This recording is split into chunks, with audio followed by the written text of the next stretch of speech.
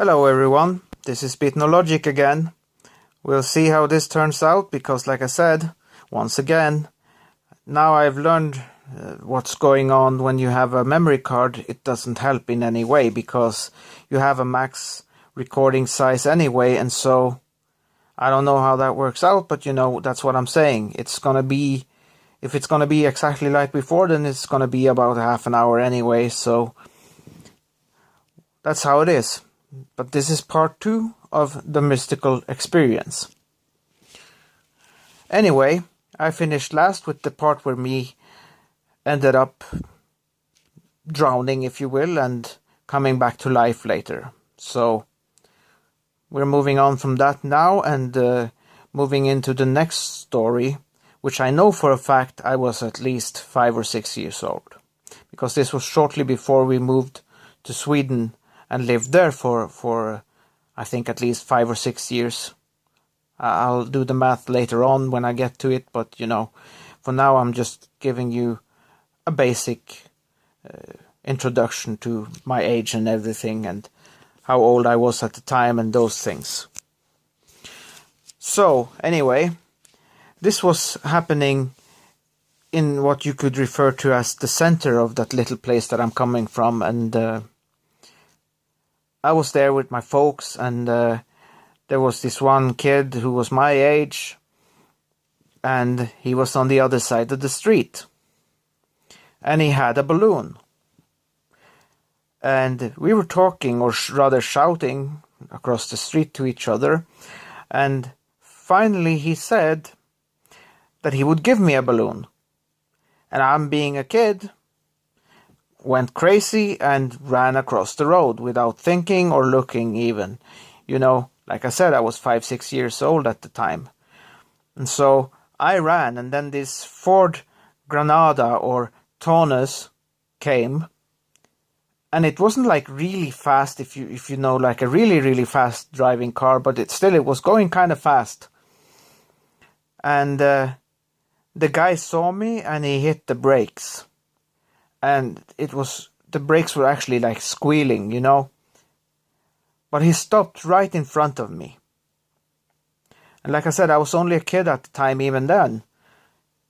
But I looked down, and I saw the distance between me and the car. And I was like, I didn't understand what had happened. But for some reason I knew that it was something major, because even though he hit the brakes as soon as he became aware of me, this guy should have hit me. Not necessarily damaging me in any way, injuring me in any way, but at least touching me. And I could see there was, like, in your guys' measurements, I would say maybe 2 inches at the most, if I'm correct, because an inch, as far as I know, is 2.54 centimeters. So about 5 centimeters away from me. That was the clearance between me and his car, this blue Ford. And I didn't know what had happened, because like I said, I was a kid, but I knew something important had happened. I knew that there had to be, I didn't realize this at the time, of course, but I realized there had to be some kind of force making sure that I wasn't hit. Because it's like, I don't remember what movie that was in that I saw a similar thing happen, but it was a bomb of some kind, and the car, or whatever vehicle it was, barely touched it and made like a little ding, and then the bomb went off. And it was the same kind of thing going through my mind in some way, that even if it wouldn't hurt me, the car should have touched me. You know what I'm saying? And I knew on some level, on a very deep level, that I had witnessed something out of the ordinary.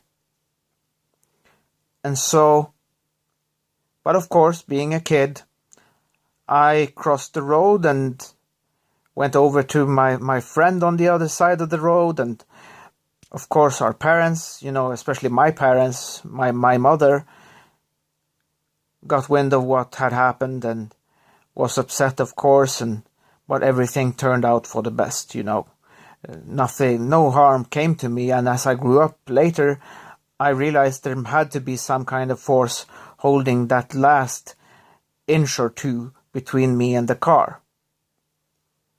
Some force that said, no, this is not going to happen. So that's another one of the times that I would describe part of my mystical experience. And I've had quite a few of them along the way. So it's a weird life, but I'm used to it. And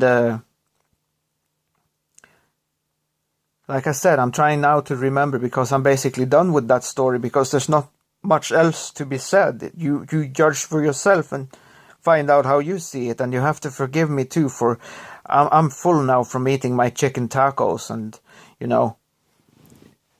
just trying to get this part 2 done so you can have some more on this, because the first one I didn't spend as much time, because I had to address this first issue in the beginning of that video, this other issue. So now I'm back on topic and telling you guys what's happened in my life so far. Because if I remember correctly, that was, like I said, about the time I was 5 or 6 years old. But the next thing that happened, I would say I was about 10 years old. And this is one of the major ones I see as one of the major ones in my life. Because I got really sick with fever. Really sick with fever. And my mom went down into the basement to get the thermometer, to measure my temperature, to see what kind of temperature I actually had, because she knew I was really sick. And in Celsius, which is the measurement we use, it was like 41, 42, something like that. So it was very high. And what happened to me in that time, like I said, I think I was about 10 years old. This was the time when we were living in Sweden. We'd had a nice apartment. I think me and my brother shared a room, and our sister had a separate room. And of course, our mother had a master bedroom. So it was like a 3-bedroom apartment. So it was pretty decent. And, what happened is that I'm in my room, sick as a dog.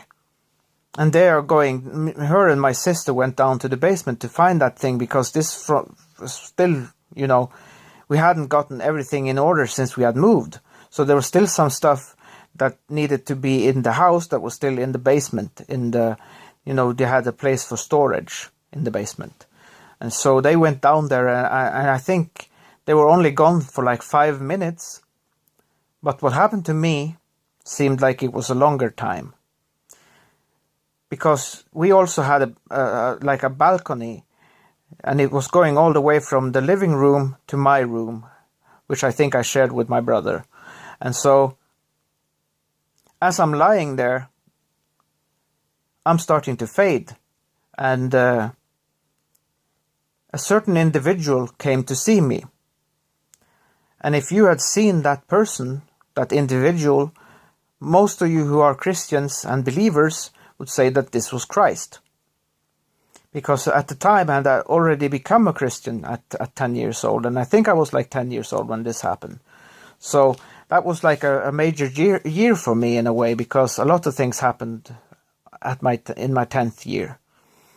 And this person, which I would say it was Christ, because it looked like him, the illustrations you have seen of the way he's supposed to look, And he came right through my wall.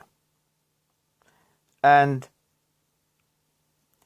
I was so far gone by that time, I'm standing in the door, not me physically, but my other self, if you will, is standing in the door, looking at my body on the bed. And I see this I don't know what to call it even, but this projection of myself rising up from my body and moving towards him. And as soon as this projection of myself, like a transparent copy of myself, got up out of my body and walked towards him, it was the whole perspective in terms of, the angle and everything was changed. I was walking in that character, that habit. I don't know even what to call it. That being, that shape, that form. I was walking. I was the one walking at that point. And I'm being logical. I'm being very logical. Because I'm expecting us to come out to our balcony. Because we walked right through the wall and I'm expecting to come out to the balcony. But as soon as we went through the wall, I find myself on a beach. And there's water there. I see the other side. I see lots of people in white clothes. I see a beautiful church with a square tower with an onion dome on top and a magnificent gold bell. And I can't say whether he actually spoke to me or he spoke to me telepathically. I don't know. But in some way he said to me, remember now, don't look back. And we started walking. And we walked into the water. And we were crossing the water. I came so far as to the point where the water reached my chest, about here. And then I heard a voice far, far away calling my name. You guys don't know. I mean, there's some of you who do, but not all of you know my real name, my full name. But I heard my full name being called. And I did exactly what he said I wasn't supposed to do. I tried to identify where the sound was coming from because it was so far away. And as soon as I did this, I was yanked back to wherever I was from, because that sound, if you can imagine, metaphorically speaking, it sounded like the sound, like you're on one planet and you're hearing the sound echoing away from another planet. You're so far away that it's like sound traveling through space. And I know they say that you can't hear sound in space, but you know what I mean. It sounded like it was really, really far away. And as soon as I turned around, the sound got a little bit clearer, but this happened in a matter of seconds, basically. But I was yanked back, and every time I heard my name being said, it became a little clearer. And by the time it was perfectly clear as you can hear me speaking now, I was 100% back in my body.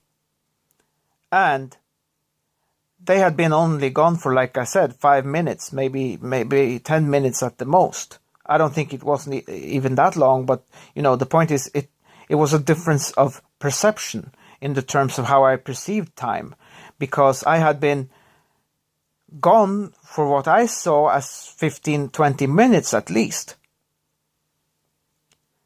But as soon as my mother, I think it was her, if I remember correctly, it was her calling my name, and I turned around in that setting that I was, looking to the side and trying to identify where the sound was coming from, I was pulled back. And so I became more and more into my body as this happened. And every time the name was being said, I was moving closer back to my physical self. And then when I came to, I opened my eyes. I was completely back in my body. And when my mother... Here's the kicker about this story. When my mother took my temperature, it turned out I had no fever anymore. And I know some people might say, oh, it was only your fever that broke. Maybe. Judge for yourself. But how does that explain Christ being there? How does that explain what I saw? How does that explain the magnificent church with the square tower with the onion dome and the gold bell? How does that explain all the people I saw on the other side? So, for me, I acknowledge that there is a mystical side to us, to our existence, to what you can call the beyond. And so, and this is the part that also is difficult for me, this story, because my entire life, even though I became a Christian at only 10 years old,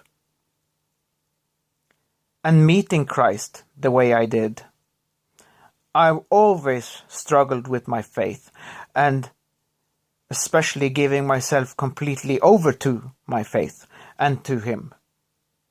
Because I'm so logical, because and I have received the proof, in a way, the way I see it. I have received the proof of His existence, but still I've found it hard not only to believe sometimes, but like I said, especially to give myself over completely to God. And so I'm sharing this especially because there's been people who's been asking me, how can you be a Christian and so and so and so? Because it's not black and white for me. It's complicated, as they say. Because I'm so human too, and I'm so logical when it comes to certain things. And that's why I've always struggled with my faith. But anyway, that's maybe the wildest one, if you will, in some ways. But like I said, it's not the only one. There's been so many. Like once, I can give you another example. Once when I was much older, there was this time where I was doing my first year away from the elementary school. You know, in my time, we went to 9th grade and then you moved on to a different type of education. And the first year I was away from that school and started in the new type of school, the we call gymnas, or at least that's the what's it called, level, or that's the level of the education. And technically mine actually was a gymnasium, so. But yeah, I was moving from one of the place I lived because I was changing my housing. And so this woman, she and her husband, they were nice people, but she was kind of stuck up, and the husband was, I think he was like ex-military or something, but he was a very cool guy regardless. But she was the uptight one. She was the one who ran a tight ship. And he had these glasses, these pint glasses with advertisement for beer and the type of glass I'm talking about. And I was leaving. I was pretty much done with everything else, but she came with these glasses because if I were to explain to you why she did this, she wanted those glasses out of her house. She wasn't happy about the fact that her husband enjoyed having a cold beer and having these glasses, to be blunt with you guys. And so I had my bike, and I was transporting these glasses on a bag on the handle. And I don't know exactly what happened, but I had a nasty fall, a really nasty fall. And one of these glasses, a lot of these glasses broke, but one in particular, the bottom was still intact, but it had this large spike standing up on one side, and it landed right on my left, right by the bloodline, and it touched there even, but it just made a little scratch. It was just barely touching it. And I was thinking to myself, this was supposed to go differently, because it came right there and it was so close and it actually touched me, but it just caressed me, if you will. It made like a little scratch, and it was hardly, it creates a red line because there's some blood there, but you're not actually bleeding. So I wasn't even bleeding. And that's another time when I was like, wow, that's really crazy. this happened to me, but I'm okay anyway. Nothing happened to me. And also another time in that year where I was in that place, which is called Fauske, I was put through a glass window by some stupid guys. I had been to their place earlier and I forgot the CD there, or not forgot, but they were able to maneuver it away from me. These guys were professionals, they know how to steal. And so they were able to get my CD single away from me. It was Snap, Rhythm is a Dancer. And I looked everywhere when I became aware of the fact that I couldn't see my CD anywhere. I looked under my seat, under the chair, around, and then there was this box that a cardboard box on the floor that I looked inside, and no, it wasn't there either. And so I left there and I thought, whatever. I didn't know what to make of it. But as soon as I came close to this house that was, this place that they were living in was like a dorm house. It was like a different thing in reality, but it was also being used as, a place where school students would rent and live. So, like a youth hostel, really, it was. But it was used also as a dorm house kind of thing. Not for everyone, but for some students. And it was close to the school, so... And I left there and I had almost made, because it was this large square, if you will, that you had to cross before you came to more houses and also the one of the malls in Fauske, or one of probably maybe the only one, if you will. And I had come close to that, so I was next to the house closest to that mall. And these guys, they caught up with me and they started messing with me about the fact that I had looked in that box and they had lost something, accusing me of stealing when they had actually stolen from me. And I was like, I don't know what you're talking about, because they couldn't even give a clear description of what they were missing. So I guess they had been sitting and making up stories themselves and, pumping each other up to do this. And I had a bottle of alcohol on my left pocket in my jeans, and they tried to get my alcohol from me. I made up a lie and said that it belonged to someone else, and so if they were to steal it, they would have to answer to her. It was a girl I knew who lived a little bit outside of Fauske, a place called Rognan. So I said it was basically Anne's liquor, and if they stole it, that would be on them. It wouldn't be any skin off my back, but they would have to answer to her. So at least they left the alcohol part alone. But it became an argument, and I tried to stay away from that. I didn't want to argue with them. I didn't want to fight with them or anything, so I turned around. And as soon as I turned around, one of them grabbed my shoulder and turned me back. And I had a few punches come in my way, and I was so surprised by the fact, so I just made a run for it. And I went to the closest house and I banged on the door. Because I knew there was this one guy there who worked at the mall, and I used to eat there sometimes in that restaurant. And I knew the guy that was working there. His name was Ali. He was, I don't remember where he was from, but he was from an Arab country, So his name was Ali. And Ali wasn't home even. It was only the woman that Ali and his girlfriend was renting from. The older woman who owned the house.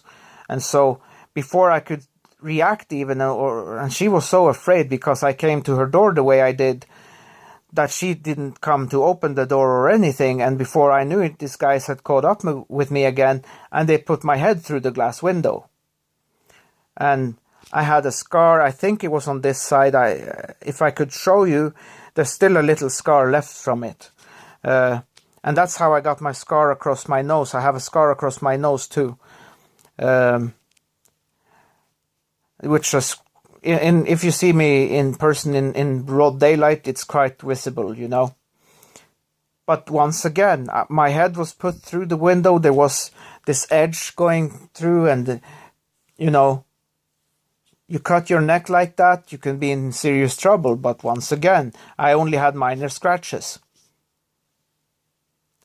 So I've had some kind of protection along the way, and I don't know why that is. But yeah, there's been these stories along the way, and I keep asking myself, and like I said, even when I was 10 years old, there was another thing that happened to me, which was relevant, because like I said, the year of my 10th year in life was an important one, because a lot of things happened that year.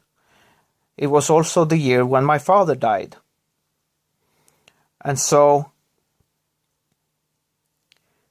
you know, it was funny to me, not at the time, because I didn't know at the time, but I was told later. Because my father had said to my mother at one point, "I'm not going to be so old." And when I was in school there in Sweden, we got a call that my father had died. And it kept changing.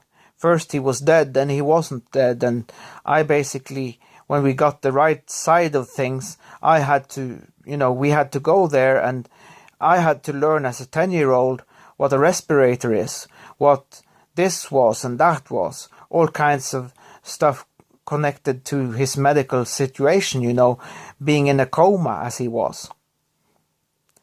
And finally, when they said that he was brain dead because he had been in the water, and that's why I'm connecting this to this earlier story where I almost drowned and he saved my life.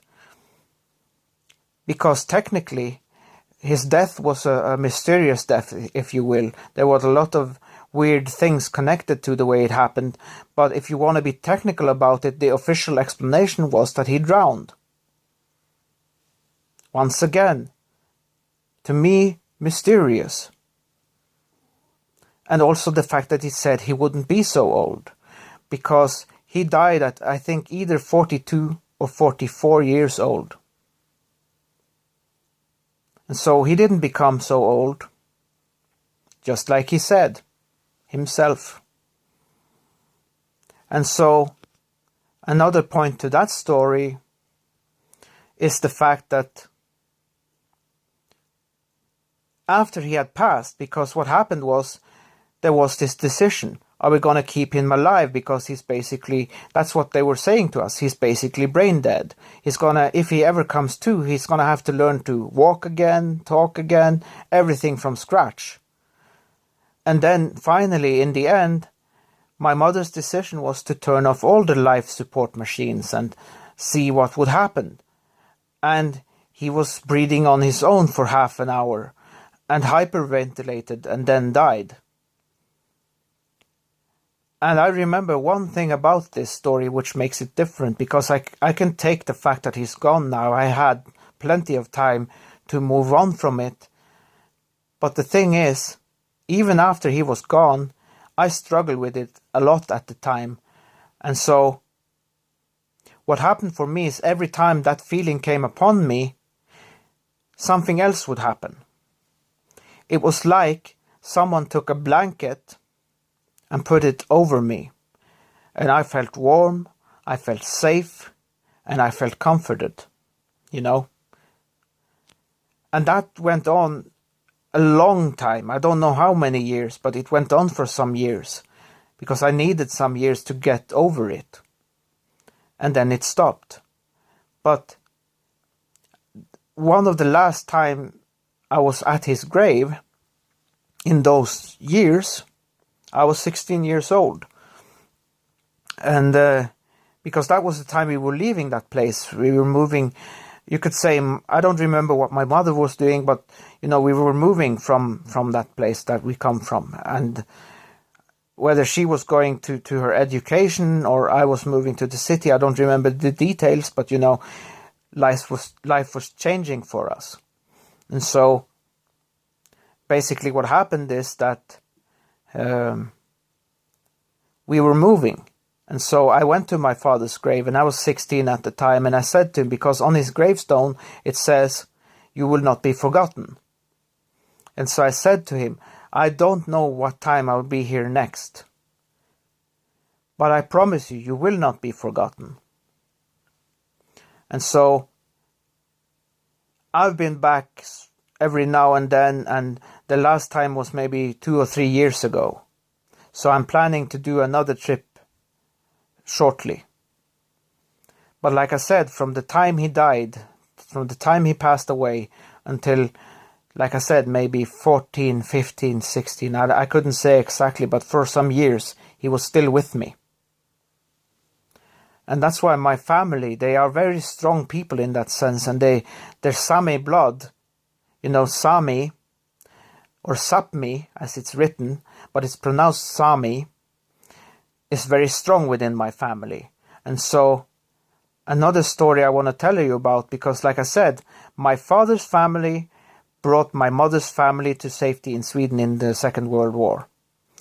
And another thing that's happened to me, not only with my father coming across from the other side the way he did because I needed him to, another thing that I've had happen in my life was when I was a teenager at some point, I think maybe 13, 14 years old, I was going or coming from a friend's, and I saw this Sami guy with skis and reindeer. And these skis were no modern skis, they were old skis. Because they had this weird thing at the front, you know, the tip of the ski was different than modern skis. It had like a swirly thing at the front, at the tip.